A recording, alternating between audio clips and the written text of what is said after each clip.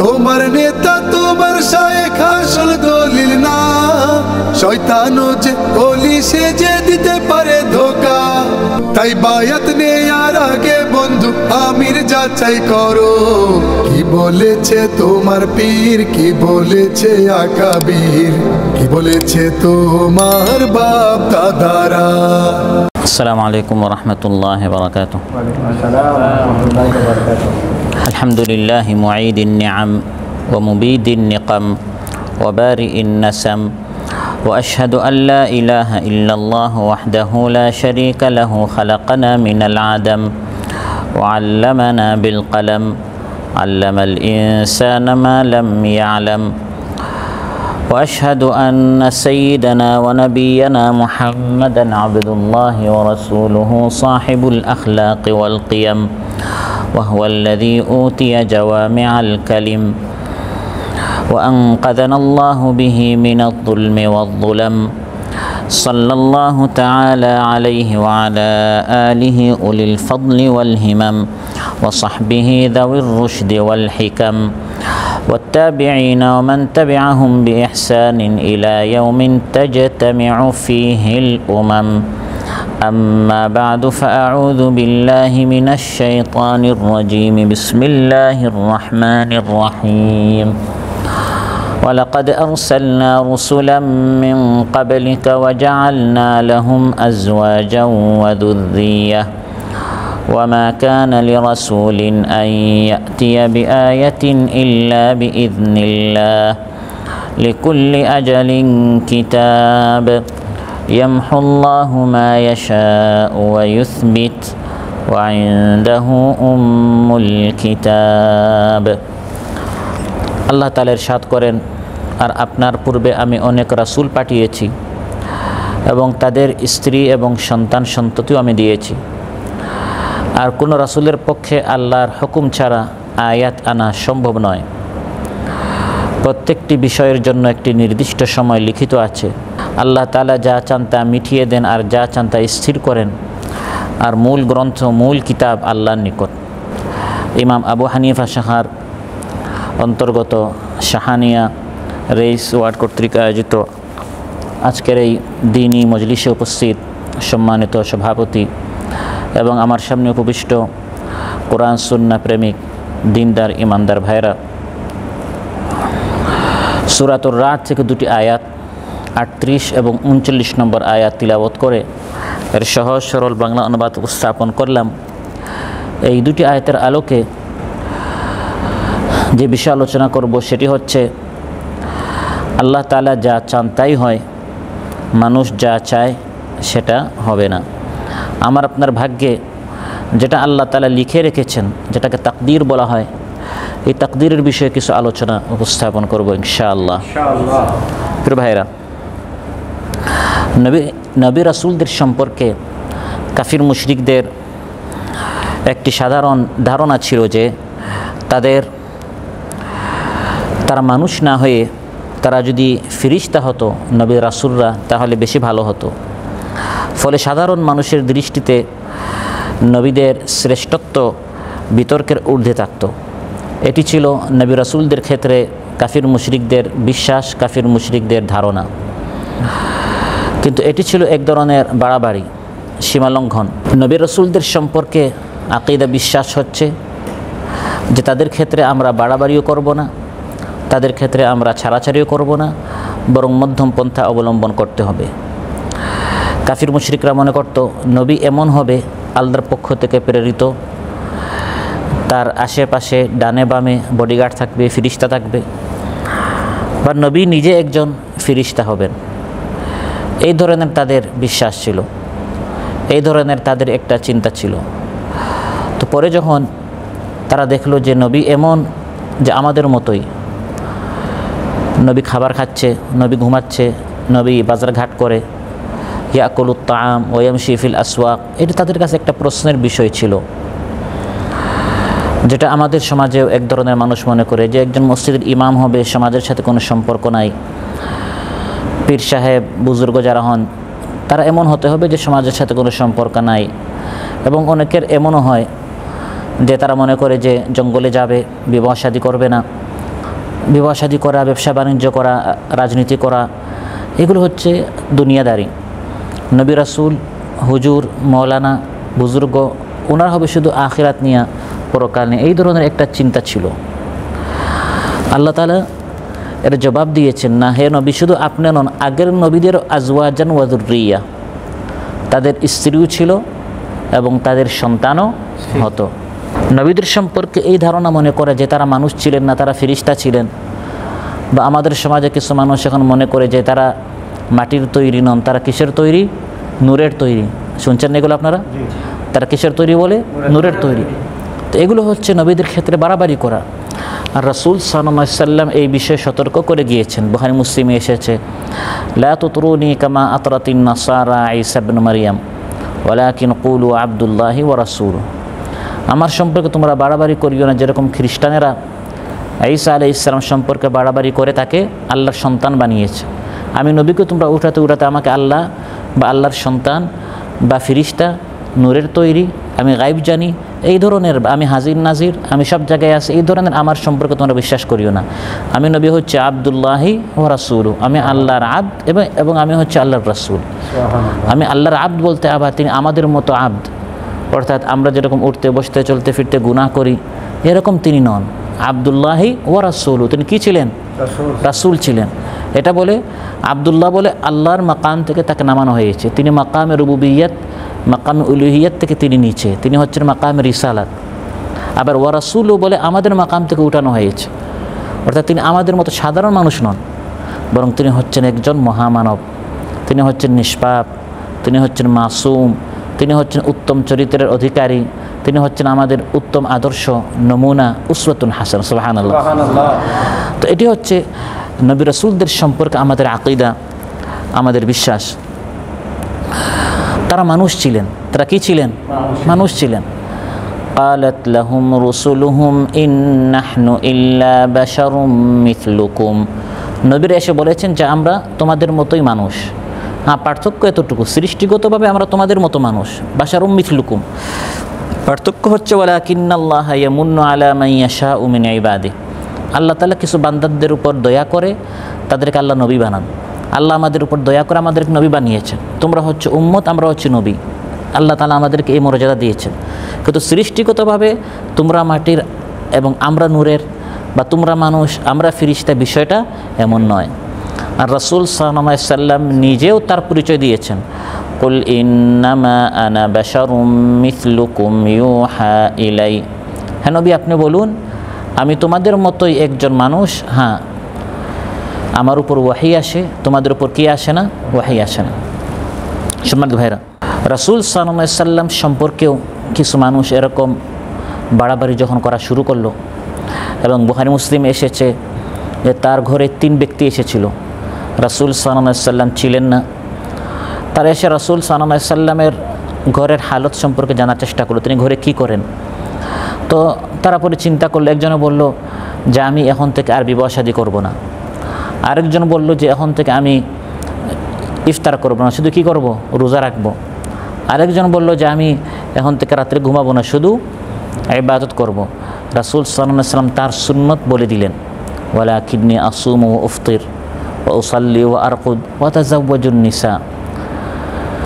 এটি হচ্ছে আমার সুন্নত। আমি কখনো রোজা রাখি, কখনো ইফতার করি, কখনো আমি রাত্রে ইবাদত করি, কখনো আমি রাত্রে ঘুমাই, আবার আমি বিবাহ শাদীও করি। ওয়াজআলনা লাহুম আজওয়াজা ওয়া যুররিয়া। তো নবী যদি ফেরেশতা না হয়ে বা মানুষের এই সকল তবিয়ত থেকে, এই সকল অভ্যাস থেকে, এই সকল আমাদের যে মানে স্বভাবজাত প্রাকৃতিক আমাদের যে সৃষ্টিগত সিফাত আছে, তিনি এগুলোর ঊর্ধ্বে নন। তাকেও ঘুমাতে হয়, তাকেও খেতে হয়, তাকে বিবাহ শাদী করতে হয়। তাহলে উম্মতি হয়ে কেউ যদি বলে আমি আর ঘুমাবো না, শুধু ইবাদত করব, আমি আর খাবো না, শুধু রোজা রাখবো, এটি হচ্ছে আল্লাহর নবীর সুন্নতের খেলাফ। ফামান রাগিবা আন সুন্নতি ফালাইসা মিন্নি। নবীরা যুগে যুগে এসেছেন, উম্মতিরা যেমন মানুষ ছিল, নবীরাও কি ছিলেন? মানুষ ছিলেন। হ্যাঁ, উম্মতিরা যদি ফেরেশতা হতো তাহলে নবীও কি হতেন? ফেরেশতা হতেন। কুল লাউ কানা ফিল আরদি মালাইকাতুন ইয়ামশুনা মুতমাইন্নিন লানাজ্জালনা আলাইহিম মিনাস সামাই মালাকার রাসূলা। আল্লাহ তাআলা বলেন, হে নবী আপনি বলুন, পৃথিবীতে যদি কিছু ফেরেশতা থাকতেন যারা জমিনে বিচরণ করছেন, তাহলে ফেরেশতাদের নিকট ফেরেশতা নবী আসতো। কিন্তু যাদের নিকট পাঠানো হচ্ছে তারা কি? মানুষ। উম্মতিরা যেহেতু মানুষ, তাহলে নবীও মানুষ হিসাবে আল্লাহ তাআলা এই পৃথিবীতে পাঠিয়েছেন। এই নবীদের প্রতি কাফির মুশরিকদের আবদার থাকতো, আয়াত দেখান, হয় কোরআনের আয়াত বা বিভিন্ন মুজিজা দেখান। মুজিজাকে আয়াত বলা হয়।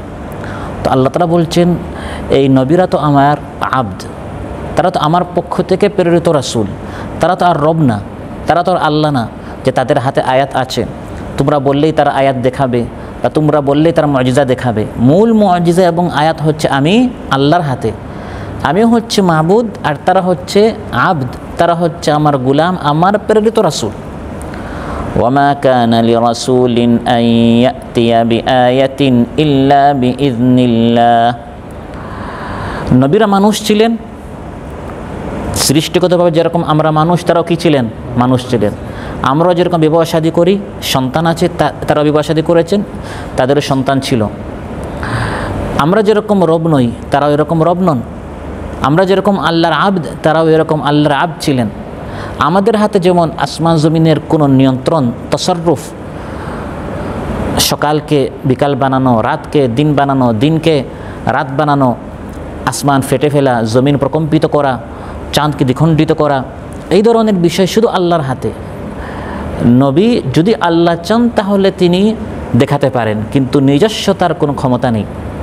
মুসা আলাইহিস সালামের লাঠিকে সাপ তিনি বানান নাই, কে বানিয়েছেন? আল্লাহ বানিয়েছেন। এটা মুসা আলাইহিস সালাম বানান নাই। ঈসা আলাইহিস সালাম অন্ধের চোখে যখন হাত বুলাতেন তিনি সুস্থ করতেন কে? ওয়া উবরিউল আকমাহা ওয়াল আবরাসা বিইذনিল্লাহ, আল্লাহর নির্দেশে। যে কুষ্ঠরোগী ছিল তিনি তার শরীরে যখন হাত বুলাতেন আল্লাহর নির্দেশে সে সুস্থ হতো। তো কাফির মুশরিকরা মনে করত যে নবীর হাতে এমন পাওয়ার থাকা দরকার যে তাকে বললেই সে দেখাবে। নবী রাসূলের হাতে এত পাওয়ার আছে যে বললেই দেখাবেন না, বিষয়টা এমন নয়। বরং নবী রাসূল এই দিক দিয়ে তিনি আমাদের মতো, যে তারা রব নন, তারা হচ্ছেন আবদ, রব হচ্ছেন একমাত্র আল্লাহ তাআলা। আল্লাহ না চাইলে নবী রাসূলরাও কোনো আয়াত, কোনো নিদর্শন তারা দেখাতে পারবে না। ওমা কানা লিরাসূলিন আন ইয়াতিয়া বিআয়াতিন ইল্লা বিইذনিল্লাহ। কিতাবের আয়াত হোক বা জগতের কোনো আয়াত হোক, কোনো মুজিজা, কোনো প্রমাণ তারা দেখাতে পারবে না আল্লাহর হুকুম না হলে। আল্লাহ কোনো আয়াত নাজিল করেন নাই। নবী যদি বানায় কোনো আয়াত বলেন, আল্লাহ বলেন আমি আমার নবীর কণ্ঠকে কেটে ফেলবো। ওয়ালাউ তাকাওয়ালা আলাইনা বা'দাল আকাওয়িল লাআখাযনা মিনহু বিল ইয়ামিন সুম্মা লাকাতা'না মিনহুল ওয়াতিন। কাফির মুশরিকরা বলতো, হে নবী, এত কঠিন কোরআন আমরা চাই না। এই কোরআনের মধ্যে সুদকে নিষেধ করা হয়েছে, ঘুষকে নিষেধ করা হয়েছে। আমরা চাই এমন একটা কোরআন যেখানে সুদও থাকবে, ঘুষও থাকবে, প্রতিমা পূজা এটাও থাকবে, কিছু আল্লাহর কিছু আমাদের। এত শালীনতা, এত পর্দা, এগুলো আমরা মানতে পারবো না। ইতি বিকুরআনিন গায়রি হাযা আও বাদদিল, আরেকটা কোরআন নিয়ে আসেন, একটু পরিবর্তন করেন, একটু আমরা সমাজের তালে চলি, যুগের তালে চলি, একটু আমরা আপুষে আসি। এই সকল স্লোগান আজও আছে না নাই? আল্লাহ তাআলা তার নবীকে বলছেন, হে নবী আপনি বলুন, আয়াত বানানো এটা কিন্তু আমার কাজ না। আল্লাহ তাআলা আয়াত নাজিল করেন, আমি একজন মুআদ্দিন, আমি একজন ঘোষক, আমাকে যেটা শেখানো হয় আমি সেটা পৌঁছাই, আমি একজন বার্তাবাহক, আমি একজন শুধু আওয়াজ, আল্লাহর আওয়াজটি তোমাদের নিকট আমি পৌঁছাই। আমি আয়াত বানাতে পারবো না। ওমা কানা লিরাসূলিন আন ইয়াতিয়া বিআয়াতিন ইল্লা বিইذনিল্লাহ। হে নবী আপনি বলে দেন, মা ইয়াকুনু লি আন উবাদদিলাহু মিন তিলকাই নাফসি, আমার পক্ষ থেকে আমি কোনো আয়াত বানাতে পারবো না। আজও যারা বলি যে একটু যুগের তালে চলেন, একটু আপনারা আপুশ করেন, আমাদের কাজ হচ্ছে কোরআন প্রতিষ্ঠার জন্য চেষ্টা করা, দ্বীনের আওয়াজ মানুষের নিকট পৌঁছানো। মানুষকে বদলাতে হবে, কোরআনকে বদলানো যাবে না। যুগকে বদলাতে হবে, কোরআনকে বদলানো যাবে না। আমাদের অভ্যাসকে পরিবর্তন করতে হবে, কোরআনকে পরিবর্তন করা যাবে না। আমার গুনাহগুলোকে বদলাতে হবে, কোরআনকে বদলানো যাবে না। আমার ঈমান, আকীদা, বিশ্বাস, চরিত্র, কথাবার্তা, চালচলন পরিবর্তন করতে হবে। এগুলো ভুল, কোরআন ভুল নয়। কোরআনকে পরিবর্তন করা যাবে না। রাসূলের যেমন ইখতিয়ার নেই, আমাদেরও ইখতিয়ার নেই। কোনো আলিমের, কোনো মুফতির, কোনো মুজতাহিদের ইখতিয়ার নেই যে কোরআনের কোনো বিধান চেঞ্জ করতে পারবে আল্লাহ না চাইলে। আল্লাহ চাইলে কখনো কোনো একটা বিধান রহিত হয়, চেঞ্জও হয়। কোরআনের অনেক বিধান শুরুতে একরকম ছিল, পরে ধীরে ধীরে আল্লাহ তাআলা কী করেছেন? পরিবর্তন করেছেন, যেটাকে নাসখ বলা হয়। রহিত হতে পারে ইল্লা বিইذনিল্লাহ, আল্লাহর হুকুমে। লিকুল্লি আজালিন কিতাব, আল্লাহ তাআলা বলেন প্রত্যেকটা বিষয়ের একটা নির্দিষ্ট সময় আছে, প্রত্যেকটা বিষয়ের একটা নির্দিষ্ট সময় লিখিত আছে। সেটা আল্লাহ তাআলা চাইলে মিটান, আবার চাইলে সেটা স্থির করেন, কিন্তু মূল গ্রন্থ আল্লাহর নিকট। সেটা কি? কাফির মুশরিকরা বারবার বলতো, হে নবী নতুন আয়াত নাজিল করেন, আমাদের মতো করে একটা আয়াত নাজিল করেন, আমরা যেরকম চাই এরকম বিধান দেন। বা তারা বলতো ওই চাঁদকে এরকম করে দেখান, দ্বিখণ্ডিত করুন। হাত্তা তাফজুর লানা মিনাল আরদি ইয়ানবুআ, পুরা এই মক্কাকে আপনি ঝর্ণা বানান। বা আমরা চাই হে নবী আপনার বিশাল একটা প্রাসাদ হবে, লাকা বাইতুম মিন যুখরুফিন। বা আমরা চাই তারকা ফিস সামা, আপনি আমাদের সামনে আসমানে উঠবেন। এরকম কিছু আয়াত আপনি আমাদেরকে দেখান, এগুলো দেখলে আমরা বুঝবো আপনি কি আল্লাহর নবী। যখন এগুলো তারা বারবার বলতো, তখন আল্লাহ তাআলা তার নবীকে বললেন, আপনি বলুন যে আমার কাজ শুধু পৌঁছানো, আয়াত দেখানো এটা আমার কাজ নয়। আয়াত আমার হাতেও নেই, না কোরআনের আয়াত, না এই কোনো মুআজিজা দেখানো। এগুলো আল্লাহ চাইলে আমি দেখাবো, আল্লাহ কোনো আয়াত নাজিল করলে আমি শোনাবো। আর যদি এভাবে কোনো প্রাকৃতিক কোনো বিষয় আল্লাহ দেখাতে চান, সেটা দেখানো সম্ভব, কিন্তু আমার পক্ষে এটা কি না, সম্ভব না। তারপর তারা বলতো, তাহলে তুমি যে বলো যে তোমার হুকুম না মানলে শাস্তি আসবে, শাস্তি এনে দেখাও। তো আল্লাহ বলছেন, শাস্তি দেখানো সেটাও আপনার হাতে নয় হে নবী, আপনি বলে দেন। আমার কাজ শুধু পৌঁছানো আর সতর্ক করা যে আমার কথা না মানলে শাস্তি আছে। অন্যান্য জাতিদেরকে, পূর্বের জাতিদেরকে আল্লাহ ধ্বংস করেছেন, তোমরা না মানলেও তোমাদেরকে আল্লাহ কী করবেন? ধ্বংস করবেন। কিন্তু সত্যি সত্যি শাস্তি এনে দেখানো এটা কিন্তু আমার দায়িত্ব নয়। এটার জন্য একটা নির্দিষ্ট সময় আছে, ওই নির্দিষ্ট সময় আসলে শাস্তিটা আসবে। ওয়াস্তাজিলুনাকা বিল আযাব, আল্লাহ তাআলা বলেন তারা বারবার শুধু তাড়াহুড়া করে, শাস্তি কোথায়? লিকুল্লি আজালিন কিতাব, এই শাস্তির জন্য একটা নির্দিষ্ট সময় কি আছে? লিখিত আছে, যে এদেরকে ধ্বংস করা হবে 2024-এর অমুক মাসের অমুক দিন। ওই রকম যদি নির্দিষ্ট সালের, নির্দিষ্ট মাসের, নির্দিষ্ট একটা সময় লেখা না থাকতো, তাহলে তারা যেরকম চ্যালেঞ্জ করছে এখন কিন্তু শাস্তি চলে আসতো। ওয়ালাউলা আজালুম মুসাম্মা লাজাআহুমুল আযাব, একটা সময় যদি লিখিত না থাকতো, প্রত্যেকটা জিনিস লিখিত আছে, যেটাকে তাকদীর বলা হয়, ভাগ্যে লেখা আছে এই ব্যক্তি ধ্বংস হবে অমুক সালের অমুক মাসের অমুক তারিখে অমুক স্থানে। আল্লাহ বলে ওটা যদি লেখা না থাকতো, তাহলে তারা যে বারবার বলছে শাস্তিটা কিন্তু সত্যি চলে আসতো। আর দেরি হচ্ছে, এটা কিন্তু আল্লাহর পক্ষ থেকে দয়া। এই দেরি হওয়ার কারণে অনেক মানুষ হেদায়েত প্রাপ্ত হয়ে যায়। সুবহানাল্লাহ।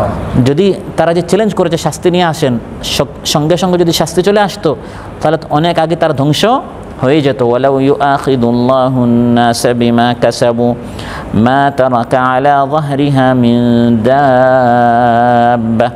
আল্লাহ তাআলা বলেন, মানুষ যে অপকর্ম করে, অবকাশ না দিয়া, সুযোগ না দিয়ে, চান্স না দিয়ে সঙ্গে সঙ্গে যদি আল্লাহ পাকড়াও করতেন, পৃথিবীতে কোনো বিচরণশীল থাকতে পারতো না। হারাম জিনিস দেখছেন, আল্লাহ অন্ধ বানিয়ে ফেললেন। অবৈধ জিনিস শুনছেন, আল্লাহ বদি বানিয়ে ফেললেন। অন্যায় কোনো জায়গার দিকে গেলেন, আল্লাহ পঙ্গু বানিয়ে ফেললেন। তাহলে আমরা কেউ এক মুহূর্ত দুনিয়াতে থাকতে পারতাম না। এটা আল্লাহর দয়া যে আল্লাহ তাআলা সঙ্গে সঙ্গে শাস্তি দেন না। কিন্তু শাস্তি আসবে, বান্দা যদি আল্লাহর হুকুম না মানে। ওই নির্দিষ্ট সময় যখন আসবে, ওয়ালাই ইউআখিরাল্লাহু নাফসান ইযা জাআ আজালুহা ওয়াল্লাহু খাবীরুম বিমা তা'মালুন। ওই নির্দিষ্ট সময় যখন চলে আসবে, তখন কিন্তু কাউকে আর এক মুহূর্ত সময় বা সুযোগ দেওয়া হবে না। সম্মানিত ভাইরা, সুতরাং শাস্তি আসবে, কিন্তু বিষয়টি কাফিরদের ইচ্ছা এবং আকাঙ্ক্ষা অনুযায়ী নয়। সেটা আসবে একমাত্র আল্লাহর ইচ্ছা অনুযায়ী। আল্লাহ যেদিন চাইবেন, যখন চাইবেন, তার হিকমত অনুযায়ী সেদিন শাস্তি আসবে। লিকুল্লি আজালিন কিতাব, ওটা কোন দিন? ওই নির্দিষ্ট সময়টা এক জায়গায় লেখা আছে। শুধু শাস্তি নয়, আমি আপনি এই পৃথিবীতে আসার পর কি করব, কি দেখব, কি শুনবো, কি খাবো, কোথায় জন্মগ্রহণ করব, কোন দিন কোন সময়, কোথায় মারা যাব, কিভাবে মারা যাব, সাধারণভাবে মারা যাব না কোনো মানুষ বা অন্য কারো ষড়যন্ত্রের শিকার হয়ে মারা যাব, রিজক কোথায়, কখন, কিভাবে খাবো, ঘুমাবো, উঠবো, সব কিছু আমি আপনি পৃথিবীতে আসার আগে লেখা আছে। সুবহানাল্লাহ। লিকুল্লি আজালিন কিতাব, আল্লাহ বলেন সব কিছু লেখা আছে। আলাম তা'লাম আন্নাল্লাহা ইয়া'লামু মা ফিস সামাই ওয়াল আরদি ইন্না যালিকা ফি কিতাবিন ইন্না যালিকা আলাল্লাহি ইয়াসির। আল্লাহ তাআলা বলেন, তুমি কি জানো না যে আসমান জমিনে যত কিছু সংগঠিত হচ্ছে সব আল্লাহ জানেন। শুধু জানেন তা নয়, বরং সব কিছু আল্লাহ তাআলা একটি কিতাবে লিখে আছেন। শুধু আজকে আমরা যা করেছি, আজকের এগুলো যদি বলা হয় ভাই নোট করেন, আমাদের মাথা নষ্ট হয়ে যাবে। আজকে আমি কত কিছু দেখেছি, শুনেছি, ভেবেছি, লিখেছি, উঠেছি, বসেছি, খেয়েছি, এগুলো লিখতে, শুধু আজকেরটা লিখতে গেলে, ছোটো বড়ো সব কিছু লিখতে গেলে তো আমার এক বইও জায়গা হবে না, আর মাথায় আমার এগুলো স্মরণও নাই। তো আল্লাহ তাআলার এত কিছু কীভাবে লিখলেন? আল্লাহ বলেন ইন্না যালিকা আলাল্লাহি ইয়াসির, এটি আল্লাহর জন্য একবারে সহজ। সুবহানাল্লাহ। আল্লাহ তাআলা যদি মানুষকে এই মাথা ব্রেন দিতে পারেন, যার কারণে মানুষ সহজে কম্পিউটারে কত কিছু লিখতে পারে, এক বটন মারে তারপর সব কপি হয়, আর একবার মারে সব পেস্ট হয়, একবারে সহজে মানুষ কপি করতে পারে, বারবার লিখতে পারে, তাহলে আল্লাহ তাআলা যিনি এগুলো আমাদেরকে ব্রেনটা দিলেন, সে আল্লাহ তাআলাকে এগুলো সব কিছু আগে লিখে রাখতে পারেন না? মোটা দাগে বড় বড় বিষয় আল্লাহ শুধু লিখে রেখেছেন, বিষয়টা এমন নয়। আল্লাহ বলেন ওয়াকুল্লু সাগীরিন ওয়া কাবীরিন মুস্তাতার, বড় ছোট যা বলবো, যা দেখবো, যা শুনবো, খাবো, ঘুমাবো, সব কিছু আল্লাহ তাআলা সাগীরিন ওয়া কাবীর মুস্তাতার সব লেখা আছে আমার আপনার ভাগ্যে। সুবহানাল্লাহ। সেখান থেকে কিছু ইয়ামহুল্লাহু মা ইয়াশাউ ওয়া ইউসবিত, কিছু পরবর্তীতে আল্লাহ তাআলা মিটিয়ে ফেলেন তার ইচ্ছায়, আবার কিছু আল্লাহ স্থির রাখেন। ভাগ্যে যেটা আছে কিছু আল্লাহ তাআলা মিটায়ে ফেলেন, আর কিছু আল্লাহ তাআলা কি রাখেন? স্থির রাখেন। সেটা কি? তাকদীর হচ্ছে দুই ধরনের। কয় ধরনের? দুই ধরনের। একটি হচ্ছে আল্লাহর ইলমে, যেটা আল্লাহ তাআলা লৌহে মাহফুজে লিখে রেখেছেন, এটা হচ্ছে চূড়ান্ত। যেমন আপনার ভাগ্যে লেখা আছে আপনি 100 বছর বয়স পাবেন। আর আরেকটা আল্লাহ তাআলা ফেরেশতাদেরকে লিখতে বলেছেন যে এই বান্দার বয়স লিখো 60 বছর। তারপর যখন সে তার আত্মীয়দের সাথে সম্পর্ক অটুট রাখবে, পুরস্কার হিসাবে তাকে আরও 40 বছর বাড়িয়ে দাও। সুবহানাল্লাহ। তাহলে ফেরেশতারা আগে জানতো 60, পরে আত্মীয়দের সাথে সম্পর্ক রাখার কারণে তাকে পুরস্কার হিসেবে কত দেওয়া হয়েছে? 40। 60 থেকে 40 হলো, কিন্তু আল্লাহ তাআলা তার কাছে চূড়ান্ত আগেই লিখে রেখেছেন সে 100 বছর পাবে। রাসূল সাল্লাল্লাহু আলাইহি ওয়াসাল্লাম ইরশাদ করেন, মান আহাব্বা আন ইউবসাতা লাহু ফি রিজকিহি ওয়া ইউনসা লাহু ফি আথারিহি ফালিয়াসিল রাহিমা, যে ব্যক্তি চায় তার রিজকের মধ্যে আল্লাহ বরকত দেন এবং হায়াতের মধ্যে বরকত দেন, সে যেন আত্মীয়দের সাথে সম্পর্ক মজবুত রাখে। সুবহানাল্লাহ। তাহলে আপনি আত্মীয়দের সাথে সম্পর্ক ভালো করেছেন, আল্লাহ পুরস্কার হিসাবে আপনাকে আরও 40 বছর দিলেন।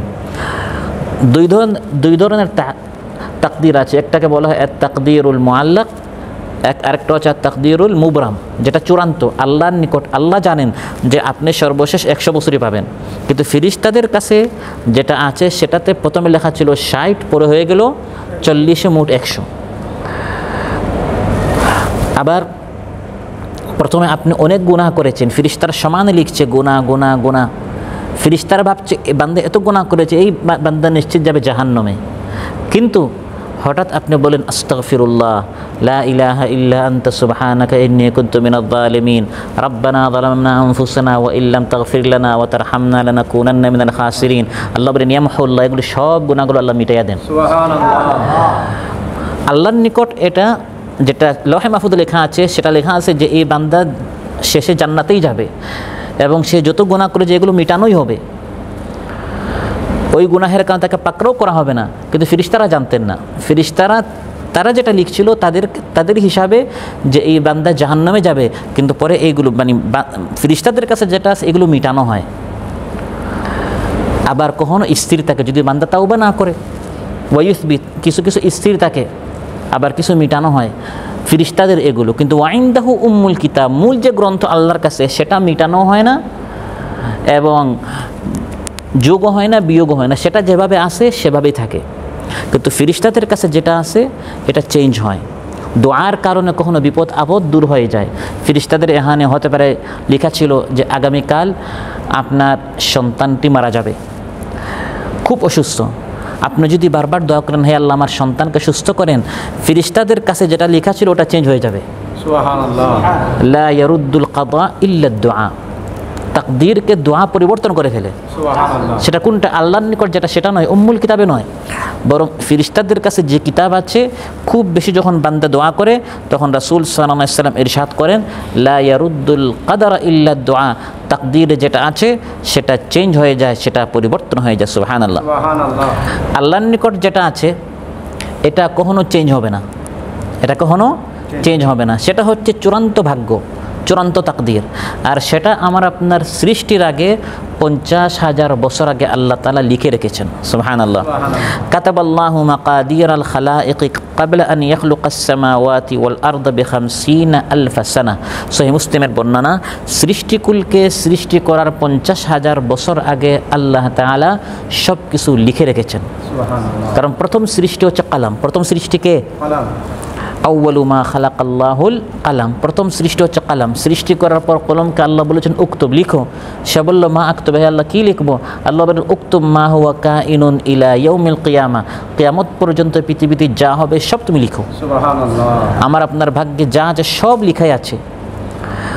তারপর ফিরিস্তাদের নিকট যে তাকদীর লিখা আছে ওইটা যোগ হয় বিয়োগ হয়। দোয়া করলে কখনো বিপদ আপদ দূর হয়ে যায়, কখনো আপনার ভাগ্যে যদি কোনো ভালো কিছু ছিল না, আপনি দোয়া করার কারণে হতে পারে আপনার ভাগ্যে ভালো কিছু ছিল না, কিন্তু আল্লাহর ওখানে লেখাই ছিল যে এই বান্দা ভালো একটা চাকরি পাবে, তার প্রমোশন হবে, তার বেতন বাড়বে, এটা আল্লাহর নিকট লেখাই আছে। কিন্তু ফেরেশতাদের এখানে লেখা ছিল না। যখন আপনি খুব বেশি দোয়া করেছেন, যেটা ছিল না সেটা আপনি প্রাপ্ত হবেন, বা কোনো একটা বিপদ ছিল বিপদটা দূর হবে। সেজন্য দোয়া করলে ভাগ্য পরিবর্তন হয়। আবার আত্মীয়দের সাথে সম্পর্ক রাখলে আপনার হায়াত কি হয়? বাড়ে। রিজকের মধ্যে আল্লাহ তাআলা বারাকাহ দান করেন। তবে আপনার চেষ্টার পর যদি ভাগ্যে কোনো বিপদ আসে, যেটা ভাগ্যে আছে এটার উপর ঈমান রাখতে হবে যে আল্লাহ সুবহানাহু ওয়া তাআলা আমার ভাগ্যে যেটা লিখেছেন এর মধ্যে আমার কি কল্যাণ। ওয়াল ঈমানু বিল কদরি খাইরিহি ওয়া শাররিহি মিনাল্লাহি তাআলা, যেটাই আল্লাহ তাআলা আমার ভাগ্যে লিখে রেখেছেন। কারণ আমি সৃষ্টি হওয়ার 50,000 বছর আগে আল্লাহ জানেন আমার জন্য কোনটা কল্যাণ। আল্লাহ আমার জন্য নির্ধারিত করেছেন 40 বছর, আরেকজনের জন্য 50 বছর, আরেকজনের হায়াত 60 বছর, আরেকজনের 70 বছর। একজন স্বাস্থ্য বেশি পাবে, একজন মেধা বেশি পাবে, একজন সৌন্দর্য বেশি পাবে, একজন সন্তান বেশি পাবে, একজন টাকা পয়সা বেশি পাবে। সবাই সব কিছু বেশি পাবে না। এক একজনের ভাগ্যে আল্লাহ তাআলা এক এক জিনিস বেশি রেখেছেন, আবার এই জিনিসটা আরেকজনের ভাগ্যে কম রেখেছেন। সবাই সব কিছু বেশি পাবে না। এক একজনের ভাগ্যে আল্লাহ তাআলা এক এক জিনিস আমার আপনার সৃষ্টির আগে এগুলো সব লিখে রেখেছেন। আপনার চেষ্টার পর যদি একটা জিনিস আপনি কম পান বা তাতে কোনো ঘাটতি হয়, যদি করা যাবে না যে যদি এরকম করতাম এরকম হতো, এই যদি করে কোনো লাভ নেই। আপনার ভাগ্যে বিষয়টা এমন ছিল, যদি করে আপনার টেনশন বাড়বে, প্রেশার বাড়বে, ঘুম হারাম হবে, আরও দুশ্চিন্তা বাড়বে, কিন্তু ভাগ্যটা আপনি পরিবর্তন করতে পারবে না। ওয়ালাম আন্নামা আসাবাক লাম ইয়াকুন লিইখতিআক ওয়া আন্নামা আখতাআক লাম ইয়াকুন লিইসিবাক, জেনে রাখো যেটা তোমার হওয়ারই এটা কখনো তুমি বাদ দিতে পারবে না, আর যেটা না হওয়ার এটা কখনো সংগঠিত হতেই পারে না। আর রাসূল সাল্লাল্লাহু আলাইহি ওয়াসাল্লাম ইরশাদ করেন, যদি কোনো তোমার অপ্রত্যাশিত অনাকাঙ্ক্ষিত তোমার ভাগ্যে কিছু হয়ে যায়, লা তাকুল্লাউ, এটা শুধু বলিও না যে আজকে আমার একটা গারামা আসছে, যদি এরকম করতাম এরকম হতো না, ওই রকম করতাম এরকম হতো না। এই যে হাজারো টেনশন, যদি আপনার ভাগ্যে এটা লেখা আছে এটা হবে, এই যদি করে আপনার কোনো সমাধান হবে না। গাড়ি অ্যাক্সিডেন্ট করে আল্লাহ না কোনো ছেলে মারা গেল, বা আপনার কোনো একটা সমস্যা হলো, যদি গাড়িটা এরকম যেত, যদি এরকম করতাম। মহানবী সাল্লাল্লাহু আলাইহি ওয়াসাল্লাম ইরশাদ করেন, লাউ, যদি এটা বলিও না, ফাইন্না লাউ তাফতাহু আমাল শাইতান, কারণ এতে করে শয়তানের রাস্তা খুলে যায়, টেনশন বাড়ে, স্বাস্থ্য নষ্ট হয়, ব্রেইন নষ্ট হয়। এটা বলবেন কদ্দারাল্লাহু ওয়া মা শাআ ফাআল, আল্লাহ আমার ভাগ্যে লিখেছেন, আমি তাতে খুশি আছি, সন্তুষ্ট আছি। ইন্না লিল্লাহি ওয়া ইন্না ইলাইহি রাজিউন, তাকদীরের উপর খুশি থাকতে হবে। মুসিবত ভালো হোক মন্দ হোক, যাই আমার ভাগ্যে আছে সবটাই আমার জন্য কল্যাণ। কখনো একটা বিপদ আসে, আমি মনে করি এটা আমার জন্য অকল্যাণ, কিন্তু মূলত সবগুলি আমার জন্য কল্যাণ। যেমন এক সন্তান মারা গেল, বাহ্যিকভাবে এটা কল্যাণ না অকল্যাণ? অকল্যাণ, কিন্তু আমার বিশ্বাস থাকতে হবে এর মধ্যে আমার কল্যাণ। এই সন্তানটা বড় হলে হতে পারে কুসন্তান হতো, বা এই সন্তান হতে পারে এমন রোগে আক্রান্ত হতো আমার সারা জীবনের টাকা পয়সা চিন্তা ফিকির আরও বড় একটা বিপদের কারণ হতো। আল্লাহ আরও বড় বিপদ থেকে বাঁচানোর জন্য বাহ্যিকভাবে যেটা আমার নিকট বড় বিপদ, আসলে এটা ছিল আপেক্ষিক, এটা আরও ছোটো বিপদ, অন্য এক বিপদ থেকে এটা ছোটো। এখন এক অ্যাক্সিডেন্টে সে মারা গিয়েছে, কিন্তু পরবর্তীতে সে ক্যান্সারে আক্রান্ত হয়ে আরও 10 বছর যদি হাসপাতাল থাকতো, সেটার থেকে এটা কি ছোটো। এরকম অনেক বড় বড় বিপদ থেকে বাঁচানোর জন্য আল্লাহ মাঝে মধ্যে ছোটো বিপদ দেন। আমরা অনেক টেনশনে পড়ি যে এটা আমার ভাগ্যে কেন হলো। আল্লাহ ভাগ্যে যেটাই দিন সবগুলোই কল্যাণ। এই জন্য আয়াতের মধ্যে বলা হয়েছে, কুলিল্লাহুম্মা মালিকাল মুলকি তুতিল মুলকা মান তাশা ওয়া তানজিউল মুলকা মিম্মান তাশা ওয়া তুইজ্জু মান তাশা ওয়া তুযিল্লু মান তাশা। তারপরে কি বিয়াদিকাল খায়র, ওয়াশার নাই আছে, বিয়াদিকাল খায়র ওয়াশার। হে আল্লাহ, ভালো মন্দ আপনার হাতে না, বিয়াদিকাল খায়র, ভালো আল্লাহর হাতে, ভালো মন্দ আমাদের দৃষ্টিতে। ওয়াল ঈমানু বিল কদরি খায়রি ওয়া শাররিহি, ভালো মন্দ ভাগ্যের উপর ঈমান নেই, এটা আমার দৃষ্টিতে। যেমন বৃষ্টি এসেছে আল্লাহর পক্ষ থেকে, বৃষ্টি এটা সব দিক দিয়ে কল্যাণ। হ্যাঁ, কখনো এটা আমার জন্য অকল্যাণ হয়ে যেতে পারে। এই দিন আমার একটা পার্টি ছিল, আজকে আমার ভাইয়ের বিবাহ ছিল, বৃষ্টি আসলো, পুরো প্যান্ডেল কি হয়ে গেল, তো এটা আমার জন্য কল্যাণ হয়েছে। কিন্তু বিয়াদিকাল খায়র, আল্লাহ যে সিদ্ধান্ত নিয়েছেন এটা অবশ্যই কল্যাণ।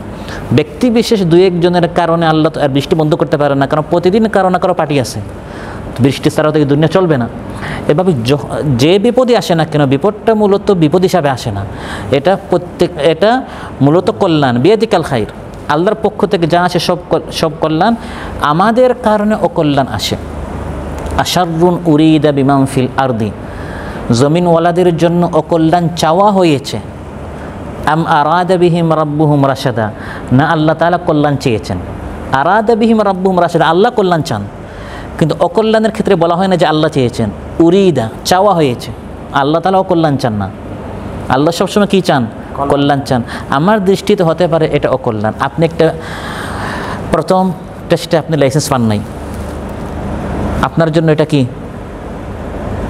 কল্যাণ না অকল্যাণ? বাহ্যিকভাবে এটা একটা অকল্যাণ। সবাই চায় যে প্রথম টেস্টে যেন আমার লাইসেন্স হয়ে যায়, কিন্তু আল্লাহ তাআলা বৃহত্তর স্বার্থে কখনো আপনাকে এই বিপদটা দিচ্ছেন।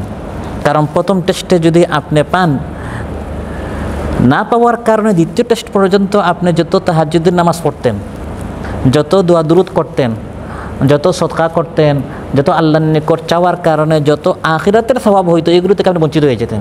কারণ পাওয়ার পর অটোমেটিক মানুষ আল্লাহ থেকে একটু দূরে চলে যায়। আর সবাই যদি প্রথম টেস্টে পায়, তাহলে ড্রাইভিং সব স্কুল হয়ে যাবে, বন্ধ হয়ে যাবে। এই জন্য আল্লাহ তার বৃহত্তর স্বার্থ আর অন্যান্যদের রিজিক আল্লাহ খুলে রাখতে চান। সুবহানাল্লাহ। আল্লাহ শুধু এক ব্যক্তির স্বার্থ দেখেন না। এরকম আমি শুধু দুই একটা দৃষ্টান্ত দিলাম। যত সিদ্ধান্ত আল্লাহ নেন, এগুলি সবই হচ্ছে আল্লাহর দৃষ্টিতে সবই কল্যাণ। মাঝে মধ্যে এগুলো অকল্যাণ আমার জন্য হয়ে যেতে পারে, তখন আমি বলবো রাদিনা বিকিসমাতিল জাব্বারি ফিনা, আল্লাহ যেটা আমার ভাগ্যে লিখেছেন তাতেই আমি কি আছে, খুশি আছি। আমার বিশ্বাস থাকতে হবে এতে আমার কল্যাণ। হ্যাঁ, আমি হতে পারে আমি বুঝতে পারছি না, আমার বুঝতে ভুল হচ্ছে। অনেক সময় আমরা 2 বছর পর বুঝি, 5 বছর পর বুঝি না ওই চাকরিটা না হওয়ার মধ্যে কল্যাণ ছিল, আমার ওই চাকরি যাওয়ার মধ্যে কল্যাণ ছিল। আমি চেয়েছিলাম ওখানে আমার প্রমোশন হোক, কিন্তু আমার প্রমোশন কী হবে, আমার চাকরিটা চলে গেল। পরে 2 বছর পর 3 বছর পর যখন আরেক জায়গায় চাকরি হল, আমি শুনলাম না ওই আগের ওই জায়গায় না যাওয়াটা আমার কী ছিল, কল্যাণ ছিল। গিয়েছিল খুব দ্রুত এয়ারপোর্টে, গিয়ে শুনে তার ফ্লাইট কী হয়ে গেছে, বাহ্যিকভাবে এটা কল্যাণ না কল্যাণ? কিছুক্ষণ পর শুনলো যে প্লেনটা ধসে পড়লো, যারা আছে যাত্রী সবাই মারা গেল, তখন সে কী পড়বে, ইন্না লিল্লাহ পড়বে না আলহামদুলিল্লাহ পড়বে? তো এরকম অনেক ঘটনা আমাদের আসলে মানুষের খলিকাল ইনসান মিন আজাল তাড়াহুড়া, বিপদে পড়লে বলে এটা আল্লাহ কী করলেন, আপনার ভাগ্যে যেটা আছে এর মধ্যে কল্যাণ। কখনো আমরা 2 বছর পর বুঝি, কখনো 10 বছর পর, আর কখনো সারা জীবনই বুঝি না। কিন্তু বিশ্বাস থাকতে হবে ইন্নাল্লাহ আলিমুন হাকিম, আল্লাহর ইলম আছে, আল্লাহর হিকমত আছে। আল্লাহ হিকমতের আলোকে যেটা সিদ্ধান্ত নিয়েছেন এর মধ্যে কল্যাণ। বিয়াতিকাল খায়র, তিনি যা সিদ্ধান্ত নেন সবই কল্যাণ। ওয়া ইনদাহু উম্মুল কিতাব, সব তাকদীর আল্লাহর হাতে। আল্লাহ যা সিদ্ধান্ত নেন তাতে আমাদেরকে খুশি থাকতে হবে। আল্লাহ সুবহানাহু ওয়া তাআলা আমাদের সবাইকে আজকে যে আলোচনা হলো এর উপর আমল করার তৌফিক দান করুন। আমাদের মধ্যে যারা অসুস্থ আছেন আল্লাহ সুস্থ করে দেন। বাহ্যিকভাবে আমাদের যারা আর্থিক সংকটে আছেন, স্বাস্থ্যের সংকটে আছেন, বিপদে আপদে আছেন, নানা ধরনের মুসিবতে আছেন, যদিও তাতে আমাদের কল্যাণ রয়েছে, কিন্তু মানুষ হিসাবে আমরা দুর্বল, সবর করতে আমরা পারি না। আল্লাহ তাআলা আমাদেরকে সবর করার তৌফিক দান করেন, অসুস্থদেরকে সুস্থ করে দেন, ঋণগ্রস্তদের ঋণ পরিশোধ করার তৌফিক দান করেন। যিনি যে বিপদে আপতিত আল্লাহ তাআলা বিপদ থেকে উদ্ধার হওয়ার তৌফিক দান করুন। আসসালামু আলাইকুম ওয়া রাহমাতুল্লাহি ওয়া বারাকাতুহু। তোমার নেতা তোমার শায়েখ আসল দলিল না, শয়তানও যে ওলি সে যে দিতে পারে ধোকা। তাই বায়াত নেয়ার আগে বন্ধু আমির যাচাই করো, কি বলেছে তোমার পীর, কি বলেছে আকাবির, কি বলেছে তোমার বাপ দাদারা।